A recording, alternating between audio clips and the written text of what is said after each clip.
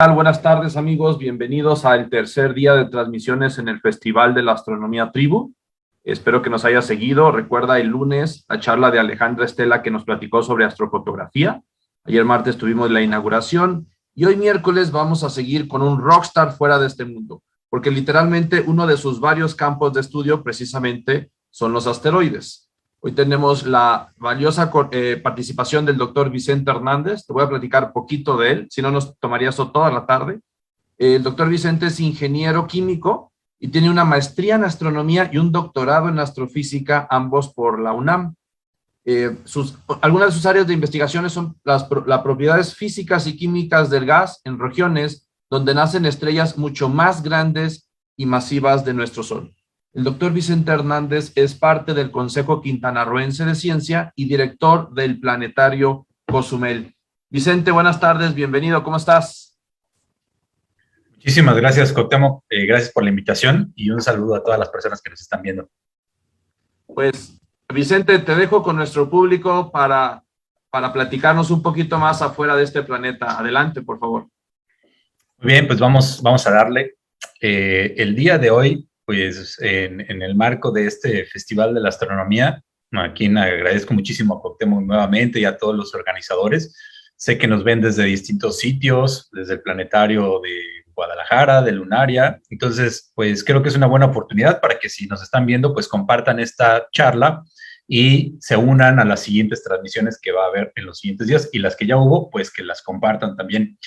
Muy bien, pues les voy a compartir mi pantalla que está aquí y vamos a comenzar. Bueno, yo les voy a platicar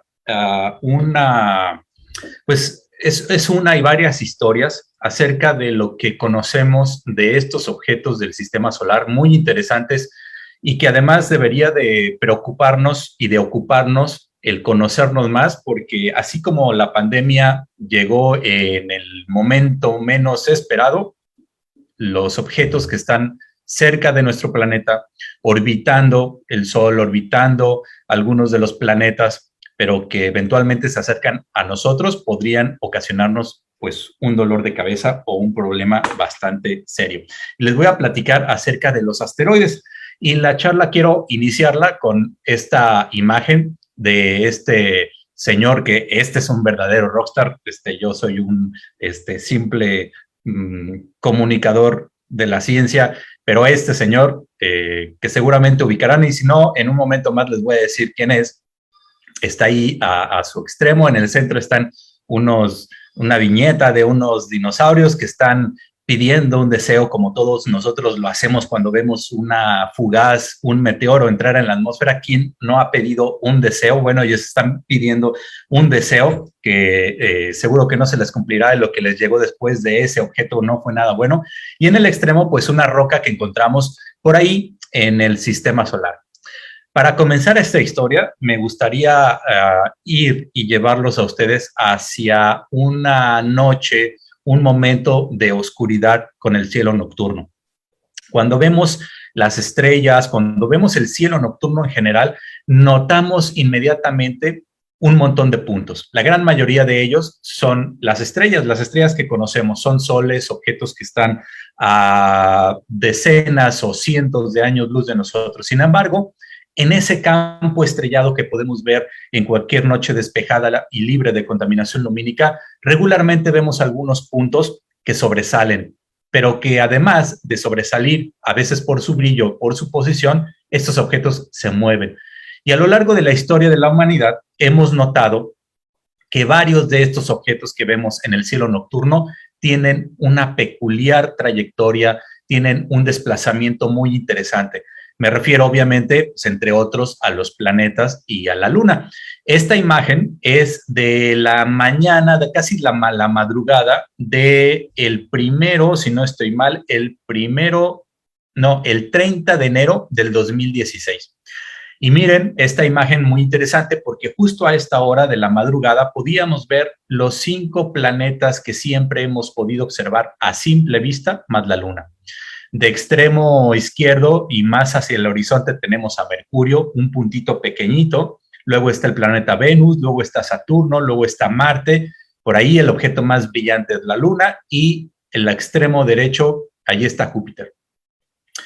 Cuauhtémoc y muchos de los astrónomos aficionados que conocen muy bien el cielo sabrán que esto no ocurre todos los días. No todas las noches podemos ver a los 5 planetas más la Luna en un mismo momento. Esto es un momento, digamos, excepcional. Sin embargo, no es tan raro. Esta posición la podemos encontrar por ahí cada año y medio, cada 2 años. Entonces, no es tan raro, sin embargo, es excepcional que lo podamos tener en un lapso de tiempo pues largo. Bien, estos objetos, los 5 planetas que vemos, Mercurio, Venus, Marte, Júpiter y Saturno, son los 5 planetas que a lo largo de la historia de la humanidad hemos podido observar, más la Luna.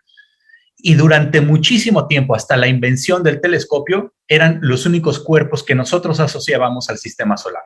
Obviamente, después de que Galileo, por ahí después de 1609, 1610, usó el telescopio para observar el cielo nocturno, fuimos encontrando muchos más objetos, pero por lo pronto nos podemos quedar con esta imagen, con esta caricatura.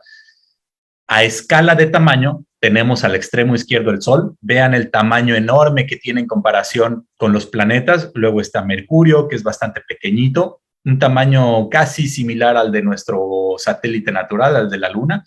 Luego el planeta Venus, que es en tamaño muy parecido a la Tierra. Luego, después de nosotros, después de la Tierra, el planeta Marte. Luego el gigante de gas Júpiter y al final el señor de los anillos, Saturno. Estos son los 5 planetas, Mercurio, Venus, Marte, Júpiter y Saturno, que a lo largo de la historia de la humanidad hemos conocido. Vamos a imaginar que solamente conocemos estos.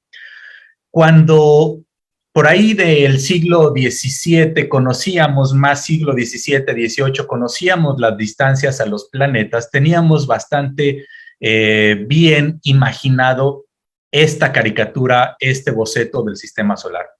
Hoy podemos ver cuáles son las distancias que tienen en promedio los planetas al Sol.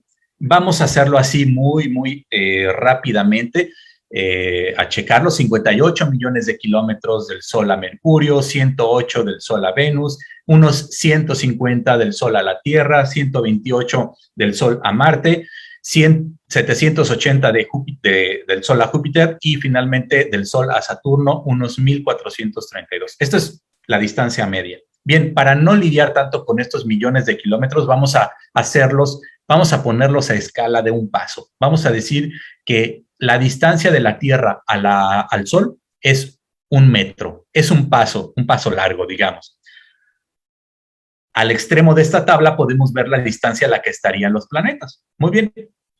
Bueno, resulta que por ahí del siglo XVIII, estos 2 astrónomos, estos 2 personajes científicos, no eran propiamente astrónomos, pero sí estudiosos, Johann Titius y Johann Bode, por ahí de la segunda mitad del siglo XVIII, encontraron que la distancia del Sol a los planetas se podía resumir, se podía agrupar, se podía describir con una ecuación bastante sencillita que pueden ver ahí abajo. A pesar de que pudiera parecer complicada, en realidad no lo es, porque si se fijan son solamente multiplicaciones y sumas, y una división, si lo quieren ver así, ¿no? De tal manera que esa ecuación que está ahí abajo, Titius y Bode encontraron que simplemente añadiendo un número consecutivo al exponente, a esa n que encontramos ahí, en esa ecuación que podemos ver abajo, añadiendo exponentes encontrábamos las distancias a los planetas. Dicho de otra manera, y para no meternos en tanto lío, una ecuación matemática era capaz de darnos la distancia que estaba entre los planetas y el Sol. Eso quería decir que se regían por una ley, se regían por una simple ecuación. Y veamos los ejemplos. Bueno, para Mercurio, ese exponente se iba a infinito y por lo tanto la distancia de Mercurio al Sol era el 4 más el resultado de multiplicar 3 por 0 y eso dividirlo entre 10. Es decir, dicho de otra manera, 4 entre 10, 0.4. Esa ecuación nos da 0.4.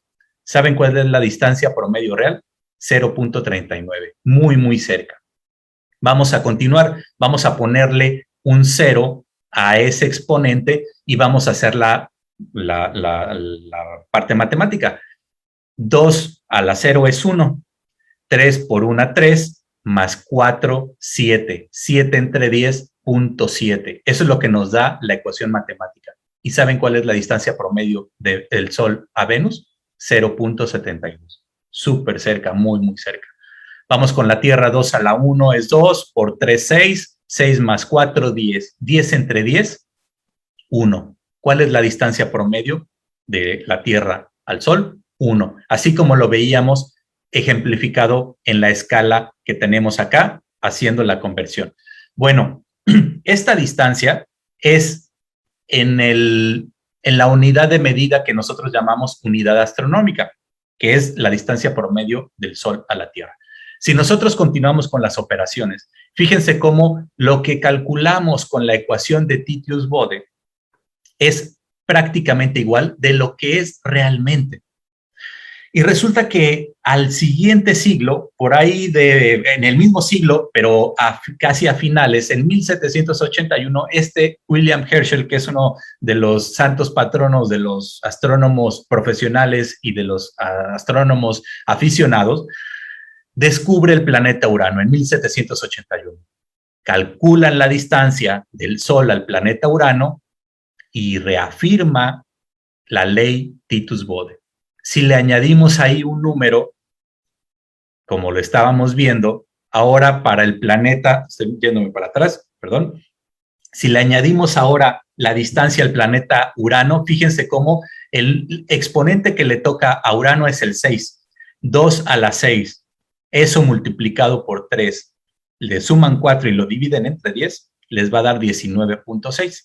¿Cuál es la distancia promedio real del Sol a Urano? 19.20. Fíjense cómo esta ecuación matemática nos sigue funcionando, pero vean que hay algo que no hemos encontrado donde está el exponente 3. Es decir, entre Marte y Júpiter debería de haber un planeta, según la ley Titius-Bode, pero no sabíamos qué era. En aquel momento no se encontraba. Pues para encontrarlo, muchos astrónomos en el mundo decidieron abocarse a cazar a este pseudoplaneta, a este planeta desconocido, o digamos una especie de planeta X, el planeta faltante. Y este astrónomo húngaro, Franz von Zach, en 1800 puso de su bolsa y consiguió dinero por ahí para organizar una policía astronómica, una serie, un conjunto de astrónomos pagados casi exclusivamente para cazar a este planeta que debería de estar ahí entre Marte y Júpiter, porque la ley Titius-Bode no lo decía, pero que no encontrábamos, que no podíamos observar. A principios de 1801, apenas un año después de la propuesta de Franz von Zach, este astrónomo italiano, Giuseppe Piazzi, descubre un cuerpo que se movía muy lentamente en el cielo en dirección del Sol. Él creyó que era un planeta, lo siguió, tomó algunas posiciones a lo largo de su trayectoria, pero resulta que Giuseppe Piazzi cae enfermo. Me imagino que por observarlo en algunas noches frías le dio algún catarro, alguna cosa por ahí, se sintió mal y dejó de observar a este cuerpo que estaba observando muy cerca del Sol. Y se quedó solo con algunas mediciones que podía tener. Estas mediciones se las hizo llegar a uno de los grandes matemáticos de toda la historia de la humanidad, Carl Gauss, para que a través de lo que él sabía de matemáticas, a través del gran conocimiento matemático que tenía Carl Gauss, que de hecho es llamado el príncipe de las matemáticas, no en vano, pues resulta que con esas pocas mediciones que había hecho Giuseppe Piazzi, Carl Gauss empezó a diseñar una serie de herramientas matemáticas para poder encontrar en el futuro ese objeto que venía observando Piazzi. Le manda los datos, los resultados a von Zach y resulta que al final de ese año de 1801, el 31 de diciembre, von Zach y Henry Olbers redescubren el objeto que había observado Giuseppe Piazzi, lo encuentran y posteriormente pues se dan cuenta de que no es un planeta, sino que es un cuerpo menor al que le llaman Ceres. Y Ceres, cuando lo ponemos en esta tablita usando la ecuación de Titus-Bode, ajusta perfectamente. La ecuación nos dice que debería de estar a 2.8 veces la distancia Tierra-Sol y efectivamente está a 2.77 veces la distancia Tierra-Sol o una unidad astronómica. Entonces la pregunta es, ¿la ley Titus-Bode es real? ¿Resulta? Bueno, pues resulta que no. Si nos vamos extendiendo hacia el exterior del sistema solar, la ecuación va fallando, de tal manera que ya no la conocemos como una ley ni como una regla, sino como una ecuación que por alguna razón coincide con la posición de algunos cuerpos. Y aún es debatido, todavía se debate en astrofísica si esto realmente es una ley o no, aplicable no solo al sistema solar, sino al resto de los sistemas planetarios que ahora estamos encontrando. En fin, que gracias al descubrimiento de Ceres, encontramos posteriormente en los siguientes años, después de 1801, una gran cantidad de estos pequeños cuerpos que eran de unos 1000 kilómetros, 500 kilómetros de diámetro. De hecho, Ceres es el más grande, tiene unos 1000 kilómetros de diámetro y se fueron descubriendo una serie de otros cuerpos que fueron denominados o llamados precisamente por William Herschel como asteroides. Y así es como encontramos una gran cantidad de ellos rondando en diferentes posiciones, pero en gran medida y en la posición principal entre el planeta Marte y el planeta Júpiter. Con el tiempo fuimos encontrando no miles, no decenas de miles, sino cientos de miles de estos asteroides. Para hacer un intermedio aquí vamos a ver ahora y de dónde vienen estos asteroides. Rápidamente vamos a hacer una cronología de dónde venimos, de dónde viene el sistema solar. La gran mayoría de las estrellas nacen en nebulosas como estas, nebulosas que podemos apreciar en una noche de verano o de otoño en dirección de nuestra Vía Láctea, porque encontraremos una gran cantidad de estas nebulosas de formación estelar. Dentro de estas nebulosas se forman las estrellas. Esta, por ejemplo, es una nebulosa muy famosa, muy conocida, es la nebulosa de Orión, que si se fijan está por debajo de las 3 estrellas clásicas del invierno, de Navidad, llamadas los 3 Reyes Magos. La nebulosa de Orión es una de las regiones de formación estelar más importantes, más conocidas y más estudiadas en astronomía. Bien, dentro de la nebulosa de Orión encontramos, gracias a observaciones de telescopios enormes y muy potentes, cosas como esta: los embriones de sistemas planetarios, es decir, los sistemas con planetas, la estrella y cuerpos girando alrededor en sus primeras etapas de crecimiento, en sus primeras etapas. Hoy en día sabemos que prácticamente, si no es que todas, casi la gran mayoría de las estrellas generan a su alrededor un disco protoplanetario, un disco donde poco a poco el gas, el polvo van acretando, van formando cuerpos hasta que generan dentro de esta gran cantidad de material los primeros planetas que giran alrededor. Y hoy en día tenemos evidencia directa de este nacimiento de los planetas gracias a observaciones de primera mano y directamente hechas con telescopios o con antenas. Por ejemplo, estas imágenes, esto que ustedes están viendo no es una animación, no es un dibujo, es una imagen directamente tomada a través del conjunto de radiotelescopios ALMA que se encuentra en Chile. Hemos llegado a conocer esos embriones planetarios, de tal manera que no solo se forman los planetas, sino que después de que la estrella comienza a brillar y empieza a limpiar ese capullo, esa zona donde nació, quedan restos de material. Y eso es precisamente lo que ha ocurrido en el sistema solar.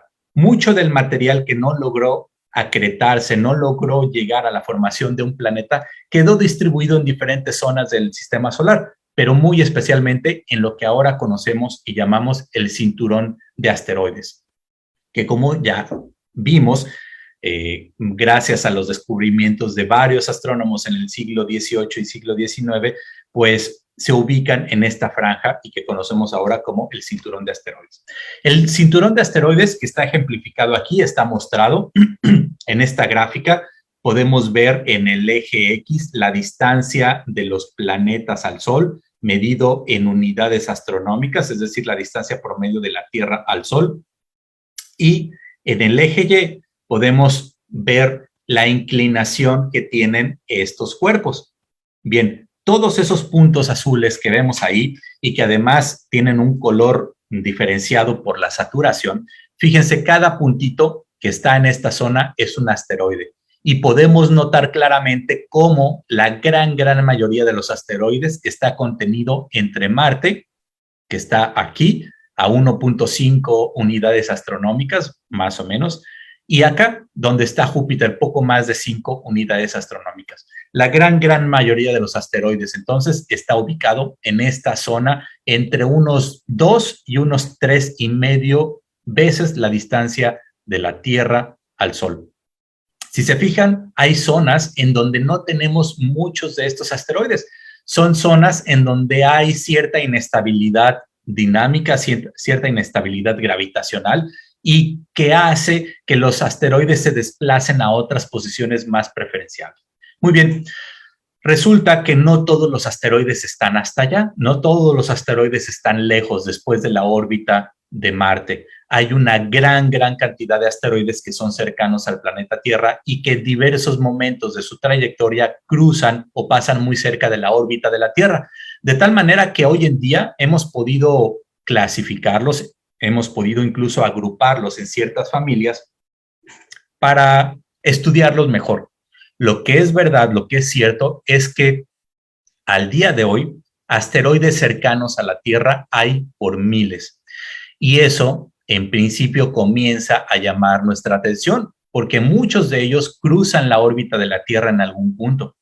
Muchos de ellos pasan tan cerca de la órbita de la Tierra, de la posición de la Tierra, que nuestro planeta, influye gravitacionalmente en ellos y puede jalarlos, puede llevarlos hacia nuestro planeta, y es aquí donde empezamos con los problemas. Tenemos que ser conscientes de que hay varios miles, algunos 2,000, cerca de 2,500 asteroides que son potencialmente peligrosos para nuestro planeta, que tienen unas características que nos deben de preocupar, deben de llamar nuestra atención y que básicamente vamos a pensar en ellos como objetos grandes, cuerpos grandes, asteroides que miden por arriba de 140 metros. Imaginen un asteroide del tamaño de un estadio de fútbol. Eso ya es un asteroide potencialmente peligroso porque si impactara contra nuestro planeta podría ocasionar una catástrofe si es que logra impactar en una zona habitada, o podría tener consecuencias muy serias para el clima completo en el planeta Tierra si impacta, por ejemplo, en el mar o en alguna costa o en alguna zona desértica, por ejemplo. De tal manera que estos asteroides potencialmente peligrosos son los que debemos de considerar y de tener en mente. Y aquí es en donde regresamos a la historia o al inicio de esta imagen que les mostraba al principio. El señor que está ahí a su extremo se llama Brian May. Brian May es el guitarrista o fue el guitarrista de la banda Queen, que todos ustedes han visto, conocen, escuchado. Aquí lo tenemos en sus años de juventud junto al resto de la banda. Freddie Mercury ahí en primer lugar, reconocidísimo. Y Brian May, resulta que él, antes de ser una estrella de rock, él comenzó a estudiar astrofísica en Inglaterra, en el College London, en Reino Unido. Y pues en algún momento sus estudios de astrofísica, él estaba estudiando para ser un doctor en astronomía, en astrofísica, pero pues resulta que se vio con el éxito rotundo que tuvo la banda Queen y se preguntó, pues, ¿qué hago? ¿Sigo con mi doctorado en astrofísica o me voy a hacer música con la banda? Hizo lo más adecuado, hizo lo mejor. Se hizo millonario, se hizo con una gran cantidad de dinero porque les fue muy bien a Queen, pero además hizo lo que le gustaba. Entonces, Brian May dejó la astrofísica, dejó por ahí aparcada su tesis de doctorado y se dedicó a hacer música y lo hizo, vaya, bastante bien. Y todos conocemos pues a Queen, a la banda Queen. Pero pues sabemos que la banda se deshizo, Freddie Mercury pues murió hace ya casi 30 años, por ahí más o menos, y retomó. A Brian May la ciencia siempre le ha interesado, regresó a Londres, a la universidad a terminar su tesis y ahora están muy inmiscuidos en muchos proyectos de astronomía. Y uno de ellos muy conocido es el Día del Asteroide, que fue apenas, se celebra, se conmemora cada 30 de junio debido a esto. El 30 de junio de 1908, un gran fenómeno, un gran evento ocurrió en Tunguska, en una zona ahí apartada de la civilización en Siberia, en lo que hoy es la Unión Soviética, o la que Rusia, en lo que era la Unión Soviética. El 30 de junio, algo impactó en esa zona. En realidad no supimos y no tenemos muchísima certeza de qué fue. Todo parece ser que fue un asteroide. Pero el hecho es que esa zona es tan remota que no pudieron llegar ningún explorador, ninguna persona hasta la zona, sino hasta dentro, 10 años después. Por ahí de 1918, 1920, alrededor de esos años, pudieron llegar los primeros exploradores a la zona y lo que se encontraron fue una gran devastación en donde muchísimos miles de pinos, muchísimos árboles, miles de árboles estaban caídos, estaban quemados y se estaban direccionados en una posición radial, como si algo hubiera explotado o algo hubiera caído desde el cielo en esa zona.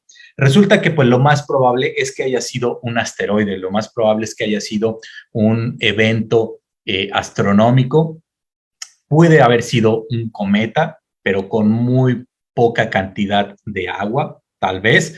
No hay certeza realmente con seguridad de que haya sido, pero lo más probable es que haya sido algo entre un cometa y un asteroide. Podríamos llamarlo algo como un asteroide con mucho hielo o un cometa con una poca cantidad de material sólido, ¿no?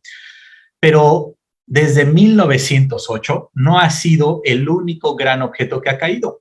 El 15 de febrero del 2013 ocurrió algo no tan devastador, pero sí que nos recuerda que estamos constantemente peligrando y con eventos parecidos que pueden llegar a impactar y a causar serios daños en nuestro planeta.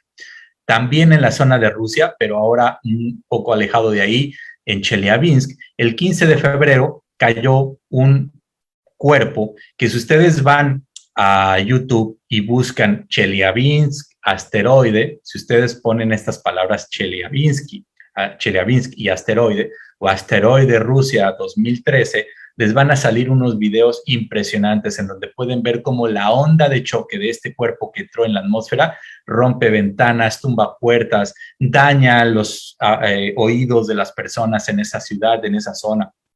De tal manera que este es un cuerpo que apenas tenía escasos 10, 20 metros cuando cayó y realmente es muy pequeño comparado con el que ocurrió en Tunguska y obviamente muy, muy pequeño comparado con este que es famosísimo y es un impacto icónico.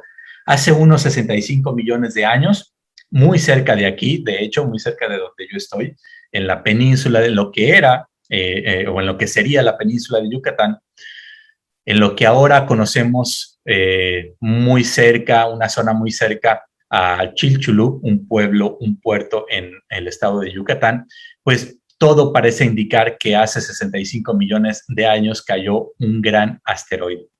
Y ese gran asteroide vino a modificar completamente las condiciones del planeta en ese momento.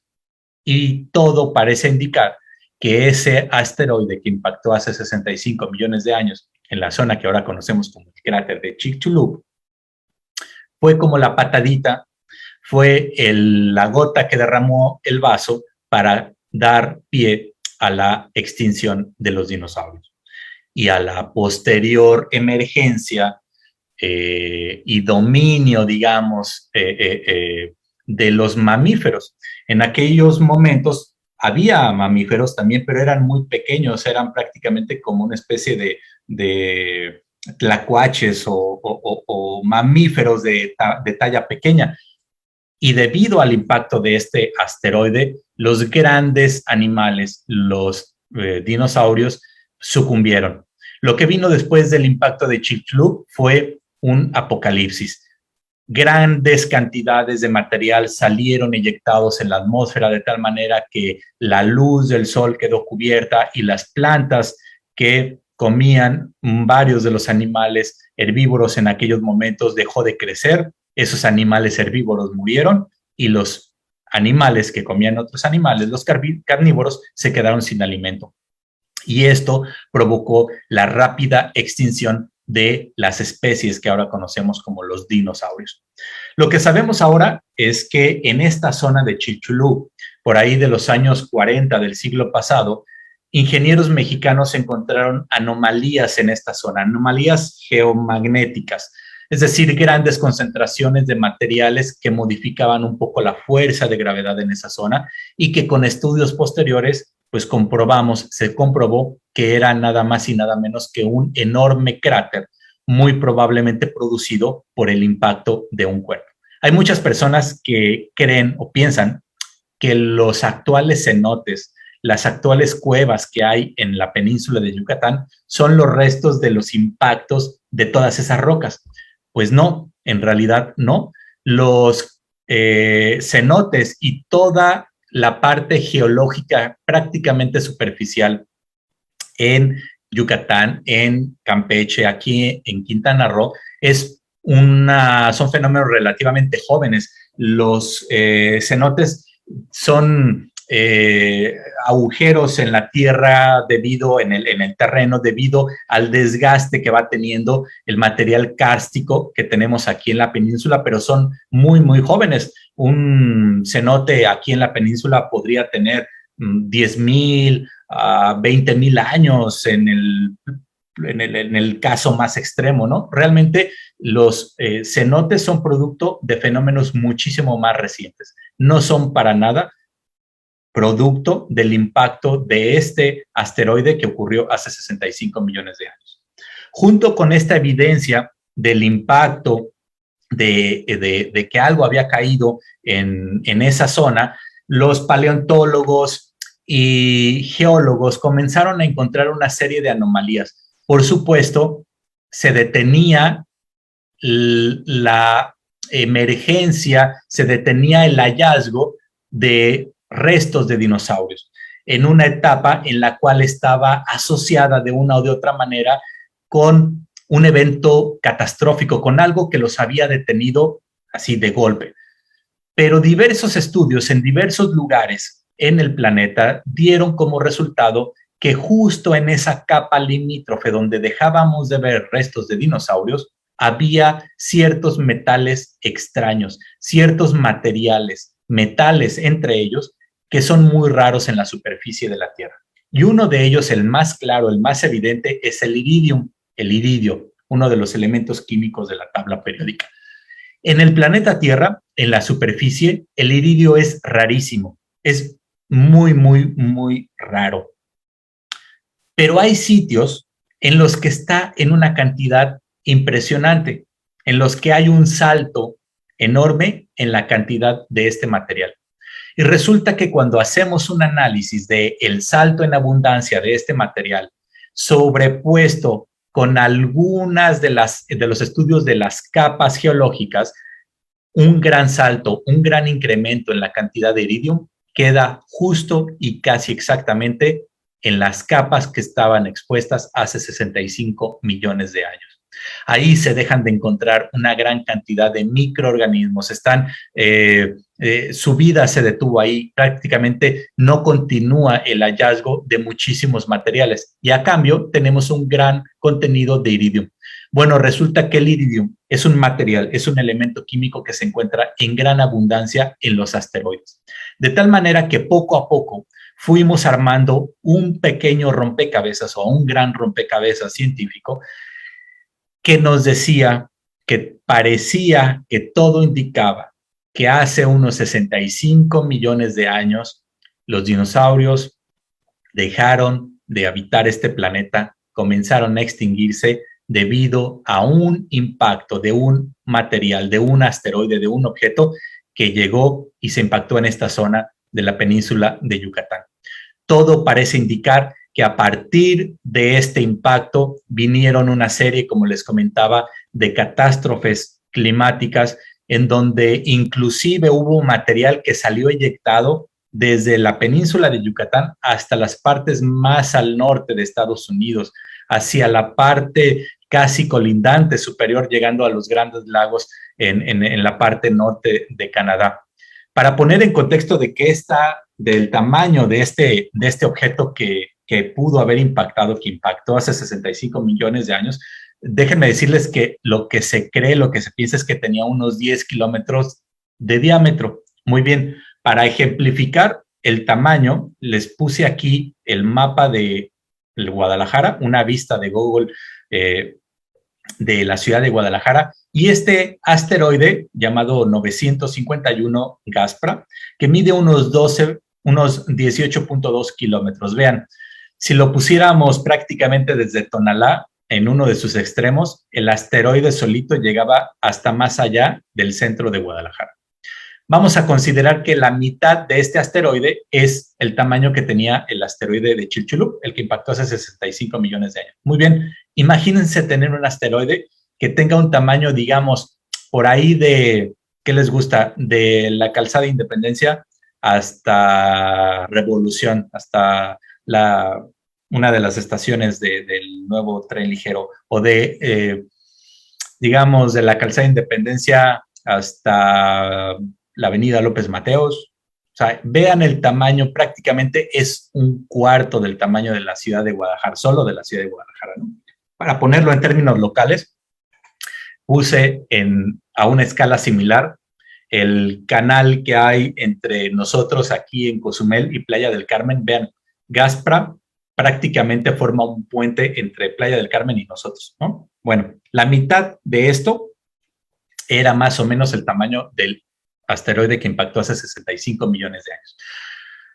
Para explicárselos mejor y para platicárselos de una manera muy, muy buena, les recomiendo que lean este libro que se llama Cielo Sangriento, de Sergio de Régules, que es un divulgador increíble, es muy, muy bueno. Les recomiendo que lean ese libro. Es parte de la serie del Fondo de Cultura Económica, que seguramente todos conocemos, la Ciencia para Todos, se llama esta serie de libros. Es un libro muy económico, pero está muy bien escrito, y Sergio de Régules nos narra de una manera muy lúdica estas historias, la de Chicxulub, la de Chelyabinsk, la de otros asteroides que han impactado, la composición química que tienen. En fin, es un libro muy bueno que les recomiendo leer.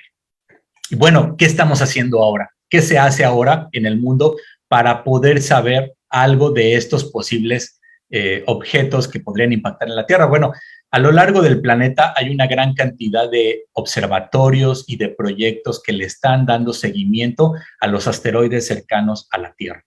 En particular, grandes observatorios en el mundo están dedicados no solo a investigar asteroides, sino otros objetos, y se toman su tiempo para hacer sondeos, para encontrar asteroides. Aquí en la parte de abajo pueden ver al doctor José Ramón Valdés posando frente a la cámara Schmidt en Tonantzintla, en Puebla, que es uno de los telescopios que está dedicado actualmente a darle seguimiento a asteroides cercanos a la Tierra, y a otros que en este momento no son cercanos a la Tierra, pero que eventualmente pueden acercarse hasta nosotros. Y aquí en Quintana Roo, a través de la red de planetarios de Quintana Roo, y aprovechando que cada uno de los planetarios tiene un observatorio astronómico, pues nos hemos dado a la tarea también de hacer algunas campañas de observación de asteroides. Si nos visitan y nos siguen en nuestras redes sociales, en la red social, digamos, de Facebook del Planetario de Cozumel, se van a encontrar con que regularmente, una vez a la semana, una vez cada 15 días, subimos una imagen astronómica que hemos tomado nosotros desde aquí, desde el Observatorio Astronómico, con cámaras y con los telescopios que tenemos. Esto lo hacemos, desde luego, en conjunto el equipo del planetario, pero en especial el equipo del Observatorio Astronómico. Pero no solo hay observatorios en tierra, sino que ahora estudiamos los asteroides allá directamente. Hay una gran cantidad, ha habido una gran cantidad de misiones espaciales que han sido lanzadas a asteroides y a cometas que tienen un comportamiento también entre asteroide y cometa, con el fin de analizarlos. Hacia el futuro, lo que se viene es una gran actividad de exploración en cuanto a asteroides de exploración espacial, debido, como les comentaba, a la riqueza de metales raros en la superficie de la Tierra, pero ricos en los asteroides. Para esto les recomiendo que ahí en Facebook busquen una charla que dio el doctor José Ramón Valdés, que es del INAOE, en la red de planetarios. Es una charla muy buena y él nos habla con bastante amplitud de las misiones espaciales que ahora están, que han hecho algún trabajo y que están por venir. Ya para terminar, les muestro algunas imágenes de asteroides que nosotros hemos podido observar desde aquí, desde el Observatorio Astronómico del Planetario de Cozumel, hechas, como les decía, por el equipo del Observatorio Astronómico. Ahí están sus nombres: Caro, Samantha, Tony y Pedro, son parte del equipo del observatorio y del Domo Digital. Y hemos dedicado parte del tiempo pues a tomar imágenes de algunos de estos asteroides. Son pocos, pero nos ha servido como experiencia para poder continuar con esta labor de hacer un seguimiento continuo de las posiciones. Nuestro objetivo es poder hacer esto con mayor frecuencia y que nuestras imágenes puedan servir para generar materiales, para generar información más certera sobre la posición que tienen estos cuerpos. Por ahí vemos a Vesta, que es uno de los asteroides más grandes y más brillantes. Es muy fácil de ver, inclusive hasta con un par de binoculares podemos observarlos.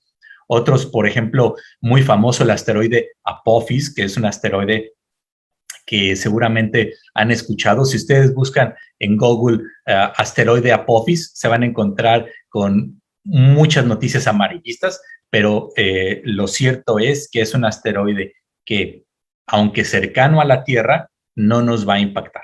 Si ustedes ven alguna noticia exagerada, alguna fake news diciendo que el asteroide Apophis va a impactar contra la Tierra y nos va a destruir, no le hagan caso, reporten esa información o no le den like si es una publicación, porque aunque es un asteroide que va a pasar bastante cerca, no va a impactar contra nuestro planeta. Y en el último paso que tuvo, en este año precisamente, por ahí de marzo, pudimos fotografiarlo, pudimos tomar imágenes de él. En fin, que hemos podido hacer un seguimiento de algunos de estos cuerpos. Pues si se dan cuenta, la historia de los asteroides, pues es una historia que nos ha llevado desde la simple observación de los cuerpos a simple vista del sistema solar, haciéndonos preguntas de qué hay en esos lugares que faltaban cuerpos del sistema solar, de observaciones que hicieron varios científicos y científicas que lo han hecho en el pasado.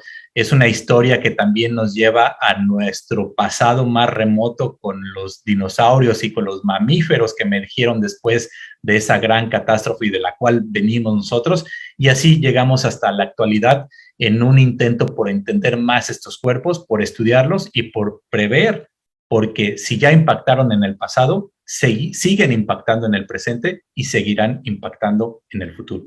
Así que más nos vale estar alertas, conocerlos, estudiarlos y aprender lo más posible de ellos.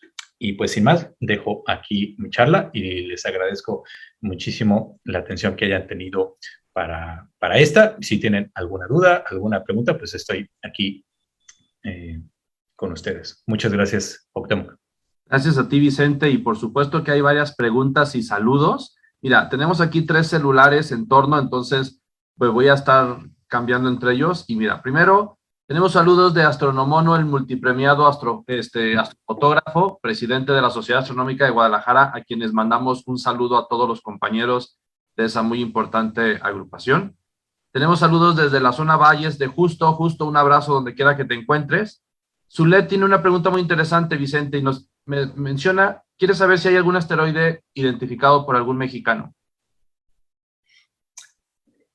Supongo que sí. Tengo abierto el micrófono, creo que sí. Sí, ajá. sí. Muy buena pregunta, déjenme lo investigo. Seguramente que sí. No solo que haya sido descubierto por un mexicano, sino que se le ha puesto el nombre de algo, de algún mexicano o de algo referente a México. Pero muchísimas gracias por esa pregunta, porque eso me da pie para en futuras charlas incluir un un slide acerca de datos curiosos, entre ellos de algunos asteroides descubiertos por mexicanos, pero seguro que sí. Oye, Vicente, ¿y nos permite, si te lo podemos poner de tarea, que con la respuesta publicarla en las redes del evento para que el público que nos sigue se dé cuenta? Y perfecto, pues, se los mando por ahí. Súper, Vicente, hablando de público, ¿nos pudieras decir, todos sabemos, quienes te conocemos, sabemos que también eres divulgador y tienes un medio en particular para hacerlo? ¿A dónde te podemos seguir? Bueno, pues en redes sociales, todo estoy como Narices de Tico, Narices de Ticho, por Ticho Brahe, que es uno de mis pensadores científicos favoritos. Tiene una vida muy peculiar. Entonces, tengo un blog también que se llama Narices de Ticho, o Narices de Tico. Entonces, si lo buscan así, Narices de Tico o Narices de Ticho, YTYCHO, por ahí me pueden encontrar, me pueden seguir en Twitter, en Instagram, en Facebook y en la misma página que eventualmente publico noticias, post, y también cuando me queda tiempo tengo un podcast que pueden escuchar con los capítulos que he subido, y espero poder darme más tiempo para subir más material. Super. Y vamos a compartir tus redes también al pie de esta charla en los canales del Planetario Lunaria y de Tribu Cultura Astronómica. Sí, muchas gracias. Tenemos una pregunta muy interesante de Rubén Ávila. Saludos, Rubén. Nos pregunta, ¿hay algo que se pueda hacer en caso de que un asteroide se encuentre en camino a chocar con la Tierra? Pues ahorita no. Pues no. Ok, buena pregunta. Sí, puedo abundar un poco. Si es de un tamaño pequeño, podemos tener la esperanza de que se deshaga en la atmósfera como un bólido, pero hay un límite de tamaño. Entonces, si el tamaño es el adecuado como para que no se deshaga, va a terminar cayendo en la superficie. Y dependiendo del tamaño y dependiendo de la velocidad, será la energía que despida. Entonces, si viene en dirección a la Tierra, pues no podemos hacer mucho. Si es un asteroide muy grande, digamos 100 metros, 150 metros o más grande, pues lo mejor es que pongamos nuestras cosas en orden. Y así como tuvimos una eventualidad con la pandemia, nos vamos a ver en la necesidad de crear y de hacer cosas de emergencia, porque no hay forma de detenerlo. Para eso, apenas si estamos por saber si es posible desviarlos, porque tampoco esa solución que daba Bruce Willis en esa famosa película llamado Armageddon, para los más jóvenes será una película ya vieja, y hoy en día conocen a Bruce Willis más por una marca de cerveza que por otra cosa, pero hay una película muy chafa que se llama Armageddon, en la cual ellos le dan una solución no muy buena a un asteroide que viene contra la Tierra. ¿Y por qué la solución de Bruce Willis no es la mejor? Pues porque en lugar de tener un problema, lo convertimos en miles de problemas. No voy a hacer spoiler de la película, pero básicamente intentamos solucionar el problema de un asteroide o de un cuerpo haciéndolo pedacitos, y eso es lo peor que podemos hacer. Entonces, ni siquiera mandar a un cohete con explosivos nucleares sería una solución. Entonces, en definitiva, pues lo mejor que podemos hacer ahora es estudiarlos, verificar y confirmar cuáles son posibles candidatos a impactar, estudiarlos e invertir más en ciencia y en tecnología para desviarlos en un futuro. Ok, excelente. Y hacer las paces con los amigos, ¿verdad? Sí, pongan sus cosas en orden, denle vuelo a la hilacha, o pónganse a rezar si son creyentes, lo que mejor les plazca. Entonces, sí, es lo mejor que pueden hacer. Vicente, quiero leerte algunos saludos y otras preguntas rápidamente, y nos dice Rosa Gabrieles Islas: excelente charla, gracias, Rosa. Saludos desde Cozumel, de Ley Herrera. No cabe duda que es un rockstar, Vicente. Sí, bueno, son mis fans No, en realidad son mis compañeras aquí en el planetario. Entonces, Pues un saludo a todos ellos. Se enteraron que estaba la charla. De hecho, Ley la publicó por ahí y Rosa, pues, es la encargada de talleres. Entonces, también les mandamos un gran saludo al equipo del planetario. Gracias por ver esta charla. Y gracias por prestarnos a Vicente un ratito. Liz Montaño también te envía saludos. Cristóbal Hernández, saludos desde Tepatitlán. ¿Qué tal? Muy bien. Tengo mucho que no voy a Tepa. La próxima vez que vaya prometo ir a Tepa o Arandas. Oye, y por favor me dices para acompañarte. Carolina Castillo envía saludos. Sam Delgado, saludos desde Cozumel. Muy bien, el equipo del planetario presente. Exacto. Ahora, espérame, porque aquí tengo 3 celulares, es de verdad. Y aquí en otro celular de los alumnos nos dice, minería de los asteroides, ¿mito o realidad alcanzable? ¿Qué nos dices, Vicente? Sí, se va a alcanzar, definitivamente. Y es un futuro, para los chicos.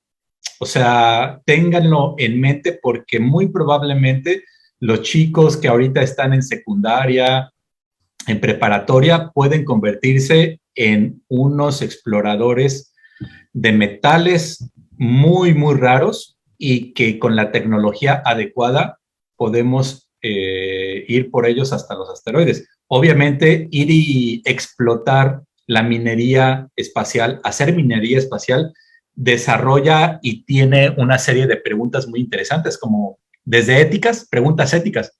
¿Es correcto ir y explotar los metales que están en otros asteroides? ¿Quién legisla eso? ¿Bajo qué jurisdicción y bajo qué leyes va a quedar regida la exploración y explotación de los metales en los asteroides? Son problemas interesantes que no necesariamente van a darle solución los ingenieros, las ingenieras, las científicas o los científicos. Probablemente algún muy buen abogado, una gran abogada que tenga que desarrollar una ley mundial o mexicana para el uso adecuado, pacífico, equitativo, en fin, pónganle ustedes los adjetivos que quieran, de los metales. Es una realidad. No en vano estamos comenzando a ver la exploración, el turismo espacial, ¿no? O sea, el turismo espacial es un hecho. Y el siguiente paso definitivo es llevar personas a la Luna, científicos o no, viajeros, exploradores, y eventualmente mandar robots a asteroides para extraer metales. Entonces, es un hecho. No nos vamos a detener y es una vertiente, una ventana muy interesante hacia el futuro. Vicente, esta última respuesta tuya es una invitación a un foro que vamos a abrir próximamente, por supuesto, con tu colaboración sobre exploración y explotación de recursos del espacio. Es un tema en boga, los alumnos están muy interesados en ello. Oye, y por cierto, mira, qué padrísimo, hablando de la Sociedad Astronómica de Guadalajara, nos está llegando una colaboración de Una Ventana al Universo, el programa que lleva la sociedad en radio. Nos mencionan que el asteroide 10806 México fue descubierto en 1993 por Eric Walter Elst del Observatorio Francés Calern y lleva el nombre de nuestro país desde el 9 de mayo del 2001. Muy bien. Casi estoy seguro que ese dato es de María Luisa, porque María Luisa es muy buena. Entonces, a través de la página de Una Ventana al Universo, muchas gracias. Si eres María Luisa, muchas gracias, María Luisa, por el dato. Y un abrazo a la maestra María Luisa y a todo su equipo excelente de colaboración y divulgación. Sí, sí, sí. Vicente, una pregunta más tenemos aquí. ¿Para qué sirven los metales de la familia del platinum? Parece ser que es un estudiante que está interesado en la minería.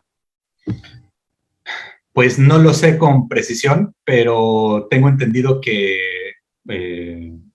los materiales para desarrollar semiconductores, nuevas aleaciones para generar materiales más sólidos, que puedan tener mejores formas de comunicación en nuestros teléfonos celulares, en nuestras computadoras. Todos ellos se utilizan litio, platino. Sería, creo que, muy fácil de encontrar ahí en Google varias de las utilidades que pueden tener estos metales, pero que efectivamente en muchos de los asteroides los encontramos en grandes cantidades, ¿no? Pues también te envía saludos Ricardo Ramírez, muy amable por tus comentarios. Y Vicente, de nuevo agradecerte tu generosidad de tiempo y de conocimientos para compartir con el auditorio que nos sigue. Eres una pieza muy importante de este ciclo de diálogos y esperemos continuarlo con esta colaboración, que para nosotros es un honor. Y a quienes nos siguieron en esta charla, muchas gracias por compartir también su tiempo. Les recuerdo que esta, como cada una de las charlas del ciclo de diálogo astronómico, quedarán almacenadas en el canal de YouTube de Tribu Cultura Astronómica. Muchas gracias por acompañarnos y cielos claros. Hasta luego, gracias. Hasta luego, Vicente.